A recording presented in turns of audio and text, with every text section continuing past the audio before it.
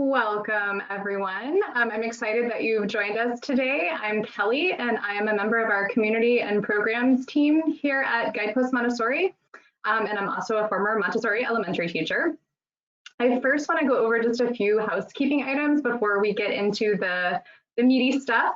We'll be recording this webinar just so that you're aware of that. I like to let people know. And it will be made available afterwards on the Guidepost Montessori YouTube channel, as well as the Family Framework platform. If you're not familiar with that yet, it's at elearning.guidepostathome.com. And if you have questions as our special guests are talking, please write them into the questions tab on the panel, and I'll relay them during the Q&A session. And let's actually go ahead and test that out. So see if you can find where that is and type in where you are joining us from. It's always exciting to see who we've got on our webinar. We've got Loveland, Colorado. Ooh. Yeah. Miami, Florida. Okay. Columbia, Maryland. I went to grad school there, actually. Charlotte. I have an aunt named Charlotte. Okay. We've got Florida, Chicago, Bay Area. So we've got some great representation all over the country. If you're just joining us, we're letting people write into the questions tab to become sort of oriented to where that is, where you're joining us from, so you can let us know. Well, wonderful. I'm super excited to introduce you to Lenore Skenazy and Tracy Tomasso. You may know Lenore best from the Free Range Kids movement and book. You may. She is also the president and founder of Let Grow, a nonprofit that promotes independence for children to give them the tools that they need to be resourceful and resilient. And we also have Tracy, who's the executive director of Let Grow, and is also a Montessori mom of a 5-year-old. So we're very excited to have that perspective as well. And I thought we would begin actually by sharing a Let Grow video. So let me do that and then we'll dive in.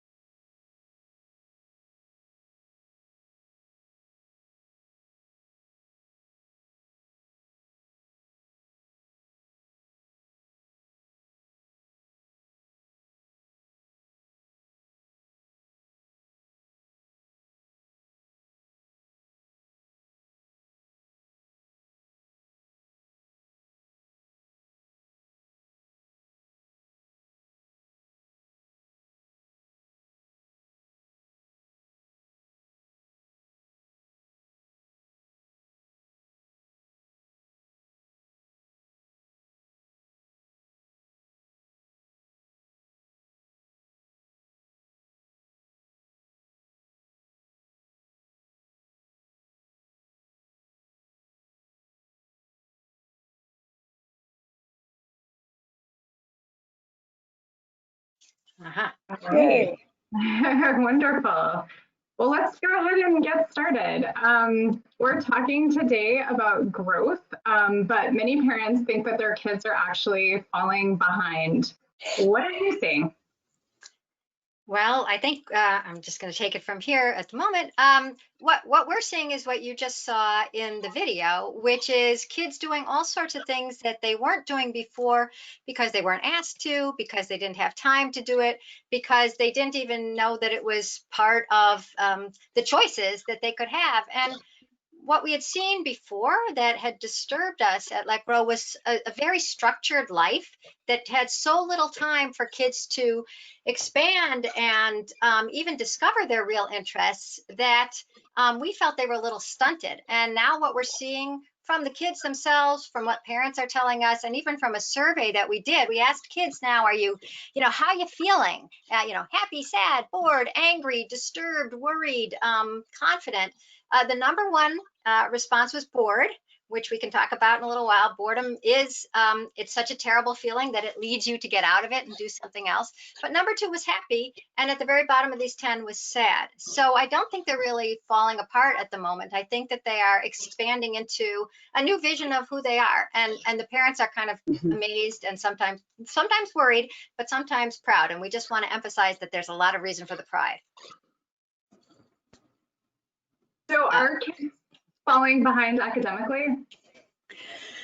I could answer that in sort of a funny way at first, which is my friends and I were having the same conversation. And as we were talking about it, one of us said, gee, but behind is a relative term. So let's start with, behind what? In this particular case, the entire world, every child in every country, in every city, in every place is having the same issue, right? So they're all dealing with the sort of abrupt stop of the, in-place learning scenarios that they were used to. So, I guess, one, behind is questionable. Now, are they, I think, maybe not getting that last chapter of math in that they are the last three, chapters that they should have, and, missing a bit of numeration or whatever it was, or, the last semester of language arts. Yeah, potentially. But when you look at the video that we just showed and see the things that they are doing instead with that time, Lenore and I talk about it like it's almost like we've just seen, I think, a switch go off in kids' head where, they're used to sitting and absorbing stuff that's being, taught at them and or being told what to do next, whether it's in their school setting or at their after school curriculum, after school activities. And now they're trying to figure out what to do next for themselves. And that in and of itself is a major change in perspective on the world. And so when you first realize, hey, I actually can direct this, this is self-direction. I've got autonomy. I can, I can take some initiative. I can figure out what to do. That gives you confidence that you may not have even realized about yourself prior to. So I think, that the replacement with this newfound sort of awareness that you can sort of take charge of some things, including where you spend your time, is actually significant for a lot of kids and will pay off dividends when they get back into school in the fall. It's sort of what had been missing from their lives was this self-direction and the recognition that you are the master of your life. There are some things that you can do that aren't for a grade and that aren't for school and that aren't for an extracurricular activity. And I'll give you one story and then maybe another one. But one mom I was talking to down in Houston has a 13-year-old daughter, and the daughter was always, whenever she wanted to go somewhere, she'd say, "Mom, can you drive me to Cindy's house?" It's like, you can take your bike. It's not that far. It's half a mile. No, please drive me. And for some reason or another, probably a pushover like me, the mom would drive her. And since COVID, since everything collapsed, her daughter started not just riding her bike places, but recently it was a Saturday afternoon and her daughter rode her bike and hung out with her friends for 5 hours. And 5 hours is an almost unheard of amount of free time, first of all, and then certainly unsupervised time in this generation when everything is so ordered and there's always something going on. And to think that that's anything other than leaping ahead. I mean, she's become independent.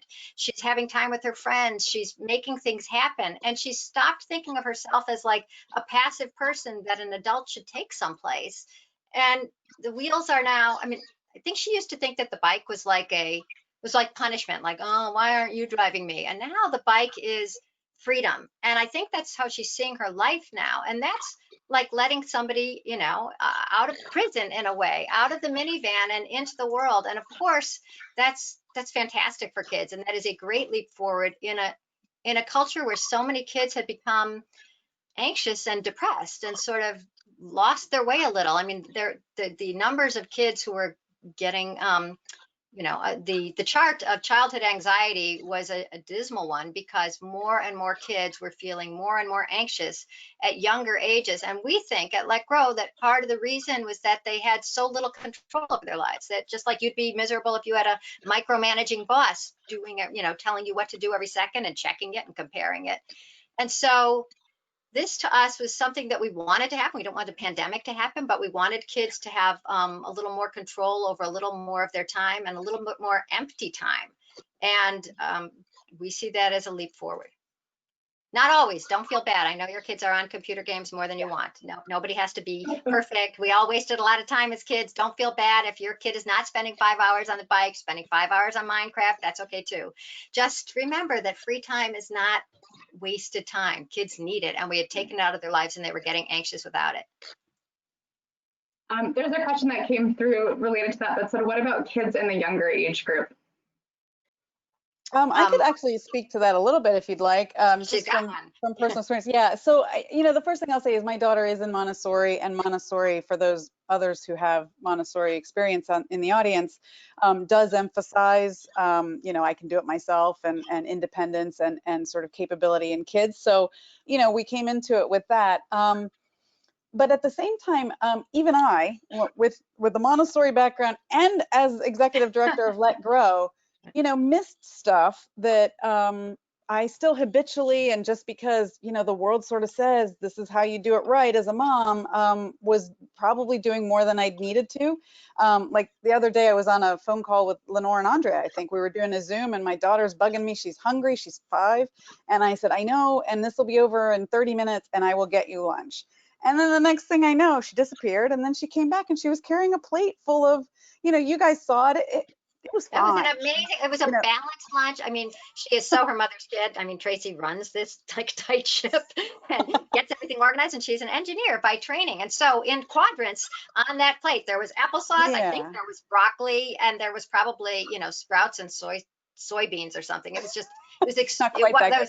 Well, it wasn't like muffins, chocolate chip brownie, and soda, I think we even forget, and I know that some of my friends are dealing with kids even younger than that. So, a 1-year-old, a 2-year-old, you've still got a parent. This it sort of isn't quite their moment. But, when, 4-year-olds, 5-year-olds, 6-year-olds, they're all even able to, to deal with the brush off actually helped, and I was feeling guilty, thinking, oh, I should get her lunch, and how can I hurry this meeting along? And, and then, voila. So, yeah, I think just, when we have the saying that is, when adults step back, kids step up. And I think that applies, almost across the board, for all different ages, at the things that we had assumed we have to do, and when we can't, let's see what happens. Right. Can I just get down on our culture for a second? Our culture has convinced us that parents have to do more and more, especially moms. And there seems to be an ever expanding list of things we're supposed to do, and things we're supposed to watch, and things we're supposed to high five every second. And just the list seems to have expanded just as women were getting into the workplace. And it's like, sure, you can work, but you should also be making homemade organic food in the food, preferably mashing it yourself, with a stick, because that's even more organic. It just, somehow we got told that we had to do so much for our kids. And I will tell you one quick story yet again. The stories are us. This mom of a 5-year-old in Illinois was telling me that her kid's kindergarten teacher had said, your kid is so great, we're recommending her for gifted and talented. And the mom said, oh, what brought this about? Expecting the compliments, which I would do too. And the teacher said, well, it's her scissor skills are so extraordinary. And the mom said, oh, well, actually, I'm not surprised. I adopted my child as a 3-year-old from Haiti, where she would peel her mangoes with a machete. So I think she can handle the blunt-ended scissors in your kindergarten class. But I mean, not that I'm recommending that oh, machete. The lady on the video said that I should get a machete for my 3-year-old because that would get her into the talented program. Don't misread this. I'm just saying that it turns out that kids are a lot more capable than our culture has allowed them to be. And Montessori is way ahead of everybody else, it seems to me, in recognizing that kids can, I mean, Tracy tells me about it. They're ironing, they're sewing. I mean, they could be poking themselves and burning themselves. And yet they are trusted to do this because they like being part of the world. And of course they are capable, but we've been told, no, they're not. We better do everything for them. And this is a perfect opportunity for them to go start doing those things. Peter chimed in with a follow-up question that I'll go ahead and ask just because it's relevant. It says, how can moms and parents in general resist the idea that more is better, as in do more equals better parent? What's the right mindset? The pause. We talk a little bit about the pause. Yeah. That's one. We don't get a chance to see that if we don't dive in immediately, that it's going to be okay. And so then, we start to get anxious. It's not solving itself, and they're getting anxious, and that's not good either. But, in my case, it was a dramatic, I don't have time for this. But you also could sort of, we found, and we talked with other parents about, take the pause. So make up a, I can't do it right now scenario, and busy yourself doing something else. There was a great commercial on TV actually where I don't even remember the cat food. It was cat food. Yes. Go ahead. Yeah. No, it was just a woman, lovingly petting her cat, and there's a cat there, and you hear from off screen, "Mom, I fell," and she's like, "Oh, too bad." Like, "Mom, I'm bleeding." It's like, "Oh, go get a Band-Aid." "Mom, there's a lot of blood." Get 2. And that was the end of it. It was like, know where your priorities are. But the thing is that, the cat will never love you no matter what, but the child will love you despite the fact that you aren't running over there with the Band-Aids immediately, because they come back grinning going, "Look, I fixed it." And just because they did fix it doesn't mean that therefore you are out of the picture, never to be needed or loved again. I mean, the love comes no matter what. And the competency doesn't come no matter what. The competency comes when you trust them to do some things. Yeah. The great example of what happens to your child when they believe this, I should read Sable's essay. Remember? Yeah. So we had I can't remember, was she 11? And she was 12. Yeah. Okay. So let me read this to you. This was one of the entries in our essay contest for the Independence Challenge. And I'm sorry, I'm looking up at my other screen. "Anxiety has always been a part of my life. So when I heard school was closing due to the coronavirus, I was very scared. See, my mom still had to go to work each day, so I was left home alone with my 2 dogs. During the first week, I would email my mom every 5 minutes and get furious when she didn't answer right away, scared that something had happened, when in reality, it was all fine. But after the first week, I realized that this wasn't so bad. I was more independent, and I loved it." She goes on to say, "Being independent is like getting a power up in a video game or winning a prize at the claw machine. You're getting a boost of confidence." So she went from uncomfortable and scared, which is the process you have to go through, to so proud of herself and feeling so good about realizing that she, was capable. I mean, those are things we want to give our children, those opportunities. So doing more means we rob them of that moment. Tracy, you told me a story once where you were at a Montessori classroom. Yeah, tell us. My daughter's Montessori teacher tells a story of that too, where you can go in and observe, or at least my school, you can go and observe, and you sit quietly and they go about their things. And one of the mothers was observing, and her little 3-year-old was doing the sewing, where the first thing you have to do is put the thread through the needle. And the little girl was trying, and it's taking a while. And this is, she's using motor skills that she's practicing. And she said, the teacher said, "I could see the mom getting more and more anxious, and like one of these." And she said, and I just put my hand on her shoulder to kind of keep her there. And then suddenly, after really what was an uncomfortable period of time for us, the little girl got it through the thing, and one of these, and then started to sew. And the teacher said to the mom, "See, you really didn't want to rob her of that moment." And that's exactly, I think, it, right? That personifies the point. Kids want to be able to understand and learn and be capable. And so the less we do, actually, the better off we give them those opportunities. So can I add one thing, which is that they not only want to be capable, they want to be seen as capable. They want you to believe in them. And sometimes at lectures, we have the audience close their eyes and everybody has to think back on somebody in their past who made them feel terrible about themselves. Stupid, dumb, ugly, you'll never be loved. It's a horrible experiment. That's why I'm even speaking really fast when I talk about it, because it's so unpleasant.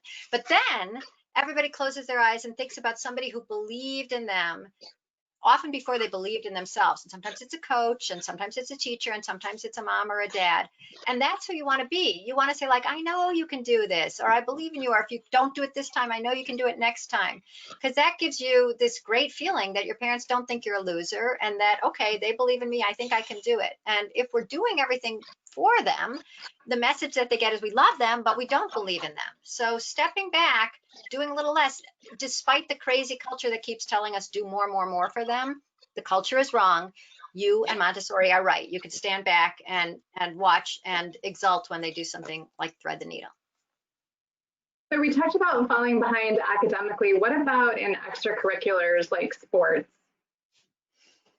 You know, the whole thing again about falling behind is, first of all, I don't know the statistic, but it's some enormous number of children will drop out of whatever sport that they've been taking from age 3 on up by, I can't remember if it's like 10 years old or 11 years old, sometime like, you know, right before middle school.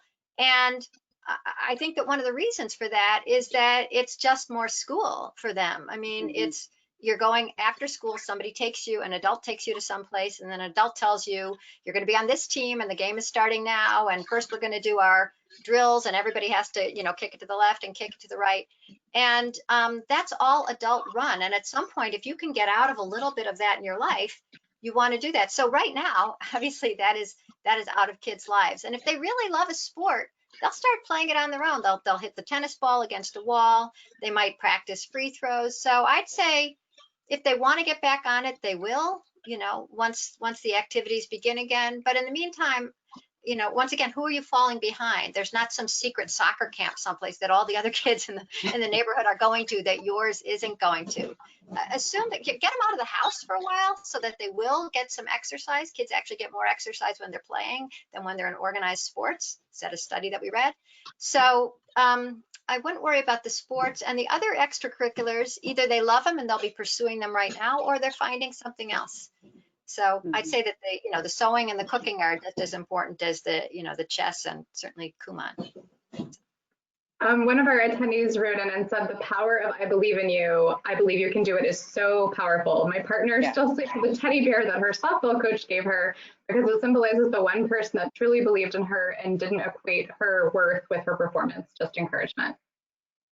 That's wow, now I'm going to use that story. That's great. Yeah, we're going to steal that. Thank you. You know what? We should make I Believe in You merchandise. It's another call we could have later on, Tracy, but the I Believe in You is really what we are talking about. And now we're talking about kids believing themselves. I can't tell you how many kids we've heard of, and you've probably seen them in your own neighborhood, who have learned how to ride a bike now. And I swear behind where I live now, there was a 16-year-old learning to ride a bike recently, or taking the training wheels off. Who? Was it one of you two that I was talking to yesterday that saw the kid just take the training wheels off? No, okay, somebody else. Anyways, somebody sent us a picture from the Walmart in, I don't know, someplace in South Carolina, and they took a picture of the kids' bike section, and it was empty. Everybody had bought those bikes because now is that, and what are bikes? Bikes are independence. It's time for them to go. I think too, we don't realize the implicit message in doing it for them, or saying, oh, hey, let me take care of that, right? When again, it's our instinct that we've been told that's what we're meant to do, and that makes us a good parent, but the implicit message is I don't believe in you. Right. And you aren't capable of this, right? That's what they start to hear after a while, or start to internalize. Yeah, and that does lead to anxiety and questioning their own capability and not trusting their own judgment, all things that are not going to lead to good places ultimately. So yeah, I love the I believe in you. So one other story, which is that the thing that's changing now is not just that there's no structure. It's not just that school is all different and online. It's that suddenly there's all this extra time. And the thing that had been very much missing from most American families' lives is time. And so one mom, I think she wrote to our Independence Challenge. I think somebody wrote to Let Grow to talk about her 7-year-old first grader, every morning until the pandemic was this. The mom would come in and say, come on, it's time to get up. It's time to get up. And then she'd come back and it's like, Ava, come on, it's time. You got to get out of bed. You said you're getting out of bed. And finally, Ava would drag herself out of bed. And by then everything was slightly behind schedule. And the mom would go downstairs and pour her the bowl of cereal and pour the milk in and say, come on, just eat it. And because there was so little wiggle room for something to go wrong, that the mom had to do it all. Otherwise, they wouldn't get out at 7:07, and they would get at the back of the drop-off line instead of the front drop-off line. And oh my God, that meant that the girl would be late and the mom would be late, and it'd be this cascade of just horrible stuff. The whole day. Whole day is off. Yeah. All because it was split-second timing, almost military precision.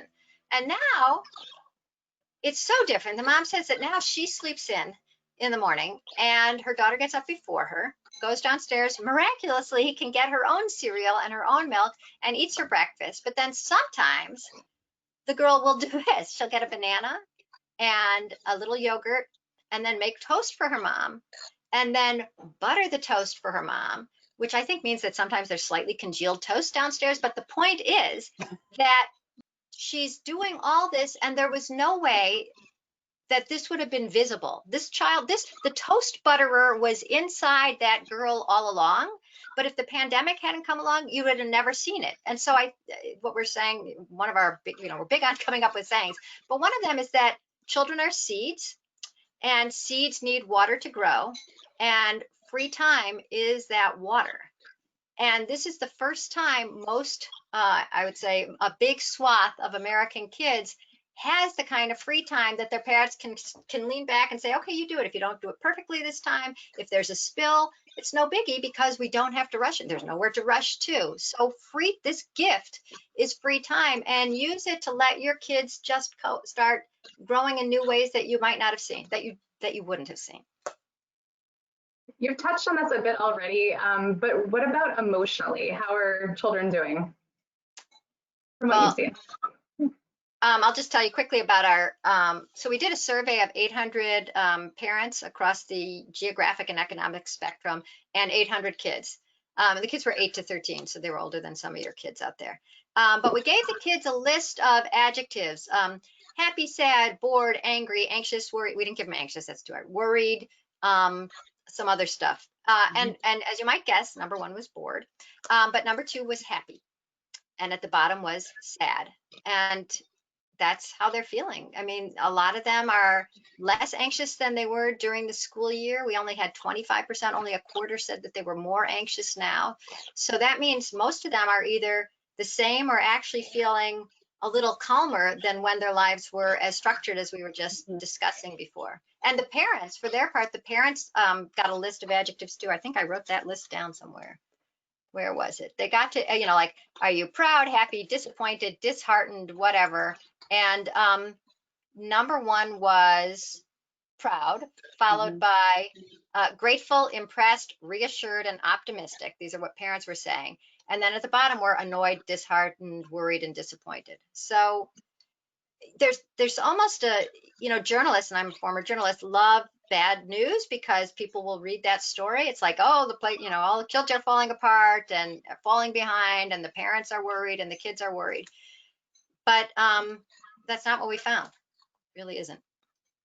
Which is not to say that if your family is falling apart or you have bad days, that's very normal. But in general, I wouldn't say that this is a terrible psychological moment for kids, unless there's something else going on, like hunger. Sure. How do we know that our children are learning during this period?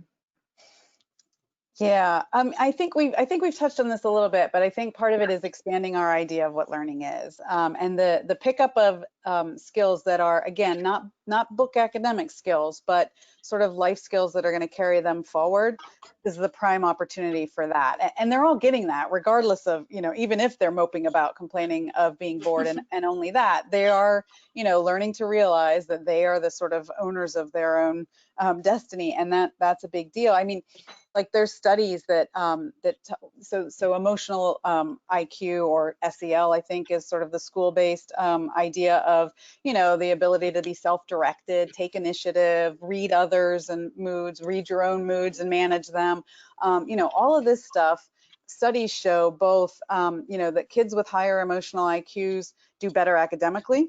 And then kids with emotional IQs, well, once you get older, that is the sort of differentiating factor a lot in career progression. So if you look at, somebody who's sort of here in their career versus here in their career, all other things being the same, emotional intelligence explains much of those differences. So, so I think, when we should be thinking about opportunities for our kids to, learn those skills and consider that equally as important. In fact, there's a great article on Let Grow that's, why we should stop referring to them as soft skills. All right. I think that's the headline. And, and it's written by a teacher that's, a very good friend of Let Grow's. And, he sort of makes the similar case that, these are critical, things that you need to be a sort of a complete person, not just whether you can write the quadratic equation, which my colleague likes to joke about. Lenore? Well, yes, it's like, if I was going to give you a quiz, which I won't because we're all still terrified of quizzes, I would say, okay, write down a quadratic equation and just explain it to me. What's that factor there? What can you solve for X? And if you're like me, you would run out of the room because I remember that I learned this at some point, but I don't have any idea what it is except to use as a punchline.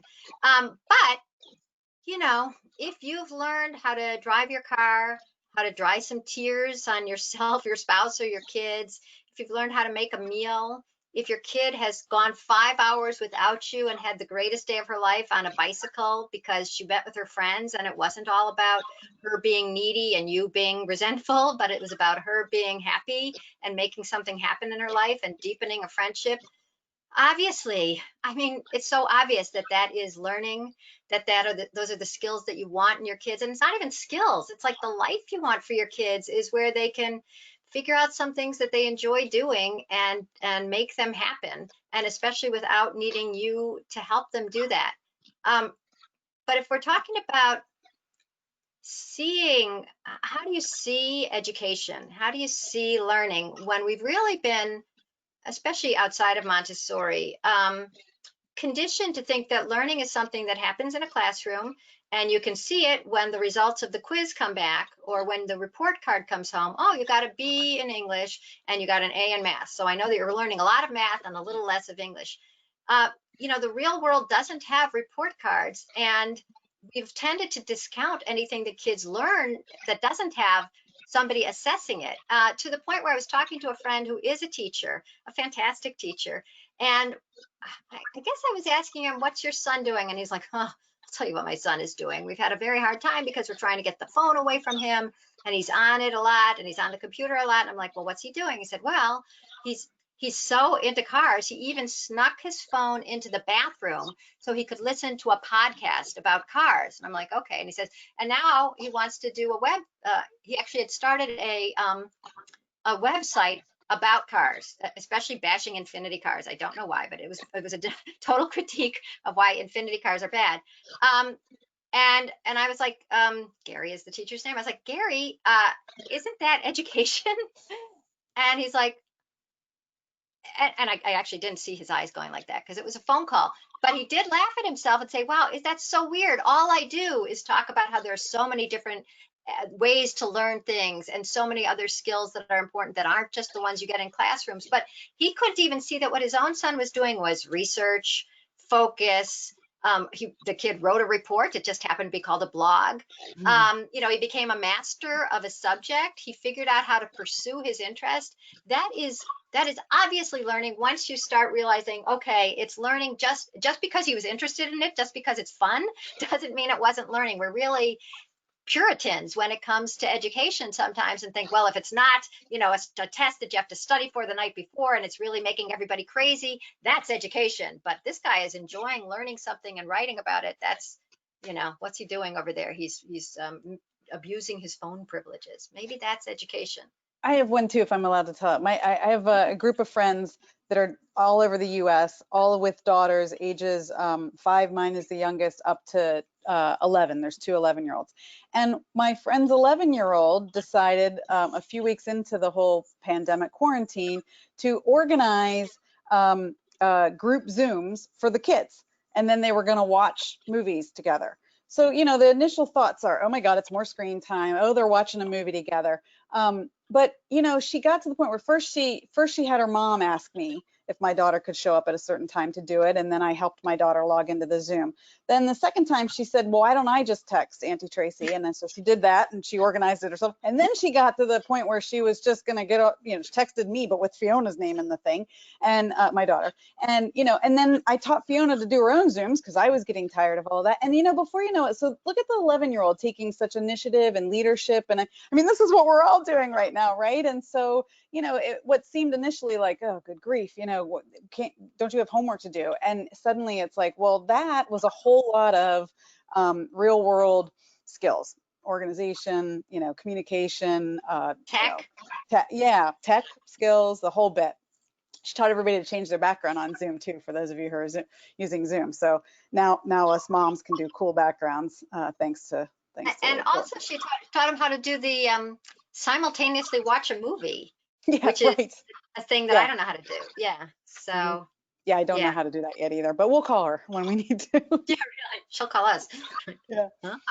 This thing Yeah. on? So I mean, there's just lots of things that I think we've tended to bypass, you know, when we think about learning, and yet they're all really important. Can I say one thing about that kind of learning too, is that not only is it not book learning, it's learning the way kids have learned since time immemorial, which is obviously watching an adult, you know, getting on a Zoom call and texting everybody. And that is how kids always learn. There used to be a lot more learning just by observing. In some cultures, they don't have a word for playing. They don't have a word for education. It's just play, because it is kids watching their adults, you know, whether they're pounding the maze or, you know, turning on Zoom, you're watching, and then you want to be an adult like them. And so you imitate them, and then you master the skill. So some of the things that you're just doing around the house, whether you're cooking, you know, you can say, here, you do it now, because they've been watching you and they want to take the reins. Andre, did you want to chime in as well? And I'm so sorry, I neglected to introduce you in the beginning. So if you could also introduce yourself, I apologize. Okay, no problem. I'm Andrea Keith, and I'm the VP for School Programs with Let Grow, and I'm a former educator, and I've also been in education technology for years, so really a lifelong education person. And one of the things I want to kind of get out there to parents is school's changing, Montessori or not, everybody's looking at how are we going to make this work in the fall. And I think we're going to see a big resurgence in the concept of personalized learning, in self-directed learning, because we're going to have to. The first thing that's going to happen for a lot of these schools is figuring out where are these kids academically. And one of the things that I think parents can really do over the summer to kind of not just see the growth themselves, but to celebrate it, is to look at things like self-reflection, or have your child keep a journal or a video blog or something like that. Because I think what you'll see is when educators talk assessment, yeah, there's the standardized test and you got the answer yes or right.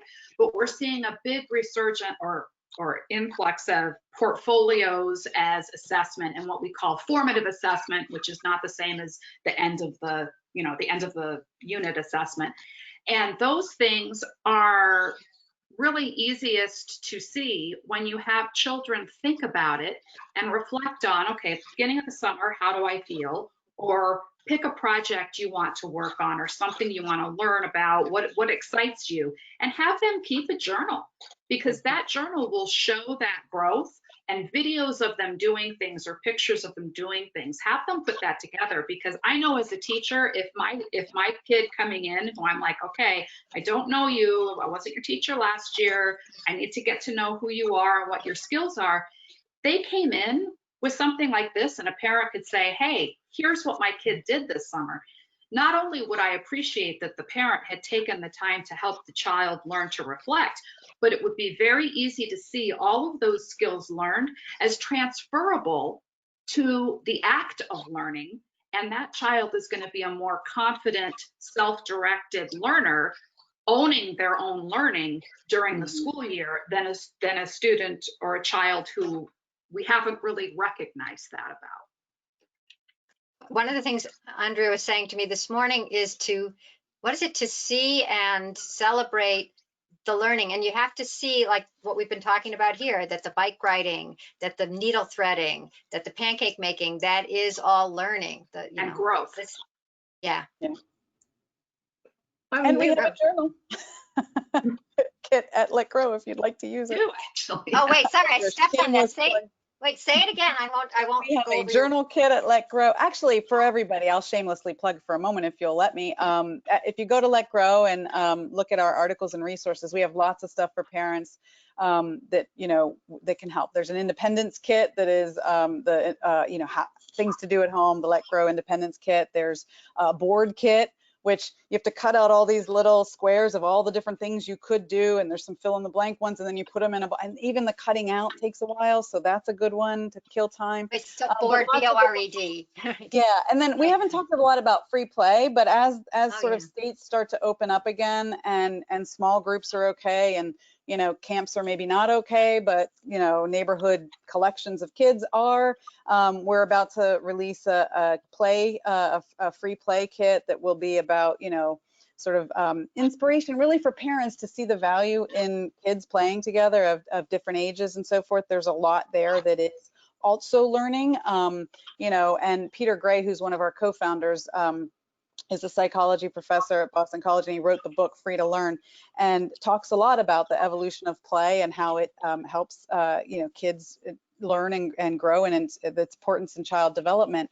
And he talks a lot about mixed age kids. So if you have a child with siblings, you're getting that in the home, which is great. If you get out into the neighborhood, you're getting it there usually too. Not everybody's the same age, and it's different from when you're all with your same 8-year-olds in 3rd grade, or whatever grade 8-year-olds are in. There's good benefits there. There's Lenore, you told the story this morning actually to me about the card game. Because all we do is quote Peter Gray. Yeah. Now, Peter Gray's book, Free to Learn, really is mind-blowingly wonderful. Yeah. It makes you realize that kids learn when they're curious and interested, which I actually do think is a Montessori tenet. Anyways, he talks about why is mixed age play so great? Well, if you have a bunch of 7-year-olds and they're trying to play a game of cards, they can't. They literally can't do it. It falls apart. But if you have 7-year-olds playing the game with 9 and 10-year-olds, then it's a different story, because the 9-year-olds say, hold up your cards, we can see what you have. And it's like, don't throw out a queen. Are you kidding? The queen is, put it back in your hand. And so even though it sounds like, whining and bickering, what you have there is older kids starting to, first of all, have to explain something, which is, how do you really understand something? You explain it to somebody else. So that's a kind of learning, communication. But then also they're getting a little bit of leadership, because they're the brilliant kids who know how to play gin rummy already. And the 7-year-olds are agog at these gods who are 9 and some even 10 years old are playing with me. And so they try to hold themselves together. And the desire to hold yourself together and working on it, that's executive function.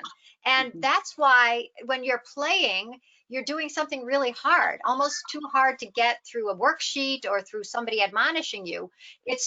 It is the holding yourself together, the becoming mature, the waiting your turn, the learning how to deal with people, the learning how to read them enough so that they keep having enough fun that they don't quit the game. I mean, all these are deep, important social emotional skills that you are willing to engage in and willing to perfect, because the end goal is, now I get to play, especially I get to play with these older kids. And so we believe that, one of the Let Grow programs that we have, school initiatives, is the Let Grow Play Club, where before or after school, the school stays open for free play, and an adult doesn't run it, adult doesn't solve the spats, adult doesn't decide what games they're playing. And that's how kids get all these interactive skills that we sort of worry that they've lost. Why do they seem passive? Why do they seem depressed and anxious? Because they haven't made anything happen. Let them make it happen, and they'll be making friends and they'll be gaining these skills. So go throw your kids outside as soon as you can and have them mix with other kids of other ages. Don't worry about the bullying or anything. There's so much that's great for kids. And the other thing that Peter Gray has found is that when older kids are around younger kids, rather than bullying, it usually makes the older kid a little bit nicer and more mature and actually more playful, because they're with the more playful kids. We see that, I think, in Montessori too. Like, so for those of you who are Montessorians out there, the classes are usually 3 years together.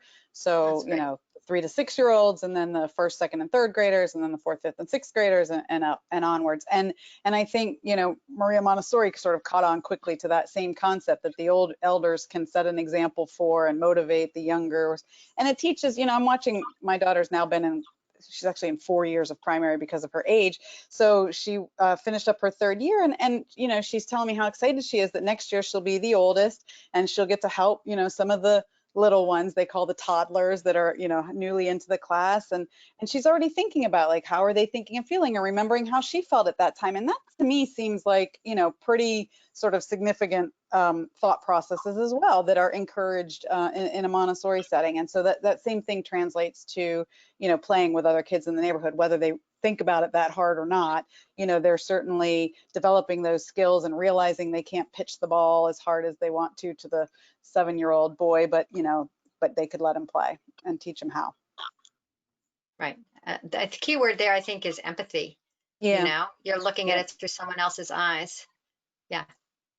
What about kids who have special needs and can't go start a hobby or, you know, play a neighborhood sports game? I just have to tell you a story about one kid who entered our Let Grow challenge. You know, it has to be, what are they doing that's new? And once again, this sort of goes back to the idea of time, more time. And this is a mom who sent in a picture of her daughter, who was about 13, in a wheelchair, had spent a significant portion of her life till like 7, 8, 9, 10 in an orphanage in some other country. I don't remember where. But now, with time in the morning, she was brushing her own hair and actually putting on some makeup. And her mom says, doesn't she look lovely? And what's really lovely is that, you know, that's a minor victory for a lot of people, and a major victory for that girl, because here she is doing something on her own and loving the look. And she couldn't have done it if you only had 15 minutes to get out the door. So first of all, it's once again looking at, what do we consider growth and what can kids do independently. And this morning when we were talking about this very seminar coming up, and we were thinking, what about special needs? I almost feel like special needs parents often have a better sense of how important independence is for their kids. And this was brought home to me by a mom who wrote to me years ago and said that her child, who has special needs, was in kindergarten, and in the particular school that she was at, there was the special education classroom here across from the neurotypical kindergarten classroom there.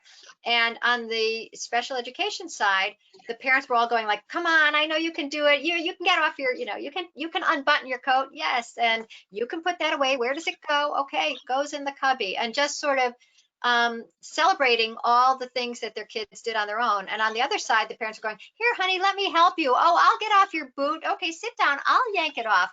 And it was that the parents on the special education side recognized, like, my job is to raise a kid as independent as she can be, or he can be. And that hadn't dawned on the neurotypical parents yet, but that is our goal. That's our goal of, no matter who your kid is, you want them to become as fully capable, competent, happy, successful as they can be. And once again, that involves, when the parents step back, the kids step up. So wherever your kid is on whatever spectrum, there is some place where you can be stepping back a little and saying, look, we don't have to do this so fast. Try it yourself. I believe in you. So what about screen time? I know there are some questions that came through that hopefully we'll have time for, but how can we get children off computers? Should we worry about this? I think Tracy should take this with, she just wrote this great piece. I do want to start with, you know, again, I'll harken back to Peter Gray as he talks about that there's this great quote, I grabbed it, and he said, children come into the world designed to look around and figure out what they need to know in order to make it into the culture which they are born. They are much better at that than adults are. That's why they learn language so quickly and learn about the real world around them so much faster than adults do. Whenever there's a new technological innovation, kids learn how to use it more quickly than their parents do. They know instinctively what they must learn in order to succeed. So my first point, I wrote a recent article on Let Grow about this as well. My first thought is, I think kids do need to be, and Peter echoes this, you know, screens should be one of the many options that they have available to them, because they are tools of our time. You know, he talks about in tribes and other places that he had studied where, you know, tools are different, the way they live is different. The kids are given the tools, the I don't know, the spear and Let's say whatnot to spears. practice with. Yeah, I mean, really, they went back to sort of those sorts of cultures to see how it differs, and they're given those at a young age to practice with. So, okay, one, it's a tool of our age. You know, two, which I pointed out in the article, I think it's good for us to think about what it is they're doing with it. It's so many different things right now, these, you know, the device or the screen, you know, it's our current encyclopedia. And I don't, you know, my mom wouldn't have said, stop reading the encyclopedia, right? And so, you know, are they learning, are they Googling about cars? Are they listening to a podcast about cars? Like, okay, is that so bad? You know, would they read about cars in the encyclopedia? You know, are they communicating with their friends? This is the only way now that they can now, you know, we're not allowed to be with people, so that's not so bad either. And, you know, there's a great book too by a guy called Stephen Johnson, that everything that's bad for you is good for you, that talks about the sort of benefits of some of these video games and things that actually require you to keep in your head multi-threaded, multi-processing sort of things all at the same time. It's good for memory, it's good for reaction time. I mean, not all bad. So, you know, but so, you know, I think that, you know, look a little deeper. What are they doing with it? If they're just slack-jawed and, you know, drooling and sort of staring at, I don't know, I'll pick SpongeBob because I don't like SpongeBob, but Lenore will hate me for that. You know, if they're just staring at SpongeBob, then okay, maybe there's a, you know, there's a limit. And Lenore talks about a great Audrey Monk, who's an author. What book is it, Lenore? Remind me. Short book, Happy Campers. And yeah, so she runs camp and she thinks about, you know, what's good for kids in the summer, and she recognizes this is a very different summer. So first of all, it's such a different summer that imagine that a lot of the time your kids were going to have this summer, you know, just being on the bus or something. I mean, they just have so much extra time. So first of all, figure out that they're going to probably have extra time online doing something or other this summer. But she said, rather than trying to drag kids off and saying, come on, you've been on there for hours, or, you know, just all the horrible interactions that can occur, I should know, do this. I wish I had known this idea back then, which is that set aside some chunks that are outdoor time.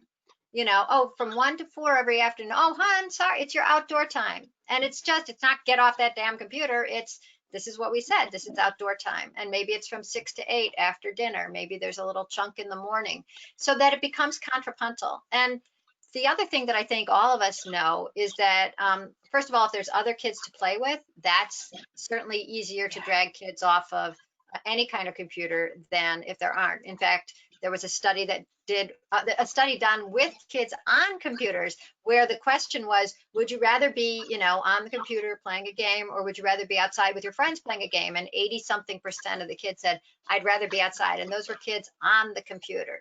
So if there's some way to create, you know, to have more than one kid outside, find another family whose quarantine habits you trust, and maybe those can be your, you know, your kids can play with their kids. And then, so there was the time outside to get them off. Oh, and then also once they are outside, your work is pretty much done, because of the Newtonian principle that a body in motion tends to remain in motion, and the opposite, which is a body at the computer, like me, tends to remain at the computer and then actually look like they only can move their hands a little bit, because that's how their allies are. So come up with, we were talking about this before, a little excuse. Oh, go get, you know, I left the groceries outside. Can you go get them? Can you bring this to this, you know, can you bring this to a neighbor if they're allowed to go to a store? Can you go to the store for me? Because you just have to get the motion started, and then oftentimes it will continue. You might not get your stuff back from the store immediately, but they will be out and about. So come up with a reason for them to get off that isn't just, oh my God, you're driving me crazy. Will you please get off of Call of Duty? So, and also I have to say, and also the other thing is that I'm slightly proud that my sons are doing really well at Call of Duty now, because there is a certain prestige within, you know, among other kids. It's, you know, nobody's going to Little League now. I mean, if you're doing well at a game, and especially if it's a game that requires strategy or communication or coordinating with, you know, your friends, or, you know, chatting back and forth, sometimes trash talking back and forth, but it's bonding. You know, they're not outside, they're not at the mall, so they need a place to gather. And sometimes where they gather happens to be playing a video game, just like playing cards. So Natalie asks, she says, on a daily basis, I prepare a list of to-dos for the kids who are 7 and 4 to help guide the things they could do, which balances math, reading, drawing, coloring, solo playtime, etc. As a reward for completing their list, they get 40 minutes of screen time. My question is whether that is free enough, but also help them push through things that they might not want to do as happens in real life. What would be your feedback? I tried that. Good for you, actually, for actually pushing through on that. I tried it too for my 5-year-old initially. What I found was in one day it was overwhelming for her. Maybe I put too many things on it. You might be doing a much better job. But I tried to think about it the way Montessori does, which is there's this array of things that they have at their disposal, and then they choose how they work with those materials throughout the day. So so then I thought, well, I remembered that Montessorians talk about sort of trying to achieve things in longer blocks of time. So it's not that every day they have to do a little bit of math, a little bit of numeration, a little bit of this, a little bit of reading, but rather, throughout the course of a longer arc of time, they want to make sure that the child is at least, sort of touching on those things, but that they're interested in different things at different times. So I ended up leaving the to-do list as more of like the board jar function, which was, you could go to that and pick out things that you would want to do, but that then it was, not all in one day.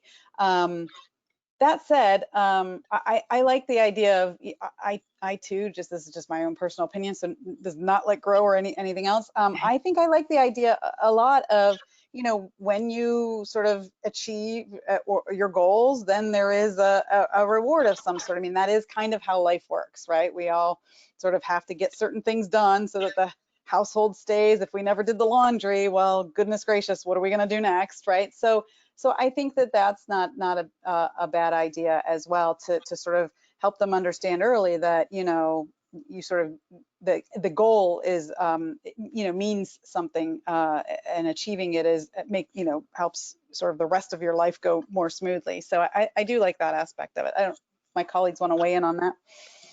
No, I'm happy you weighed in because I'm terrible at discipline and schedules and everything. So whatever you said sounded so impressive to me. I was like, wow. So, and if it's not working, then you tweak it, right? Yeah. It's not And I think I would add that